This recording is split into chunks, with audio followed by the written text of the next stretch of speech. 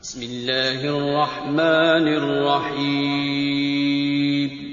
السلام علیکم ورحمۃ اللہ وبرکاتہ۔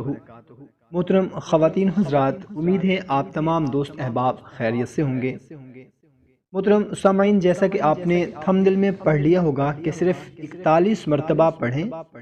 اور پھر جو چاہے منوا لیں۔ دوستو، اس کا مطلب ہے کہ آپ کی اگر کوئی حاجت ہے، آپ کی اگر کوئی خواہش ہے، مثال کے طور پر ایک بیوی ہے، وہ چاہتی ہے کہ اس کا شوہر اس کی کوئی جائز بات ہے وہ مان لے، اگر وہ نہ مان رہا ہو، بات بھی جائز ہونی چاہیے، یہ شرط ہے، تو اس کے لیے اس عمل کو کر سکتے ہیں۔ اگر کوئی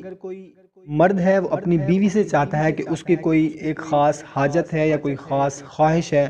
کوئی ایسی بات ہے جو اس سے منوانی ہے، بات جائز ہے، وہ اس کی بیوی نہیں مان رہی، اس کے لیے بھی آپ یہ پڑھ سکتے ہیں۔ کوئی ایسی آپ کی بات ہے جو اپنے والدین سے منوانی ہے، مثال کے طور پر اگر آپ کسی جگہ پر رشتہ کرنا چاہتے ہیں، کسی جگہ پر شادی کرنا چاہتے ہیں، آپ کے گھر والے، آپ کے والدین نہیں مان پا رہے ہیں، تو اس کے لیے بھی آپ اس وظیفہ کو کر سکتے ہیں۔ آپ کہیں نوکری کرتے ہیں کسی آفس میں، اپنے مینیجر سے، اپنے جی ایم سے، اپنے باس سے، اپنے اونر سے کوئی بات جائز ہے وہ منوانا چاہتے ہیں،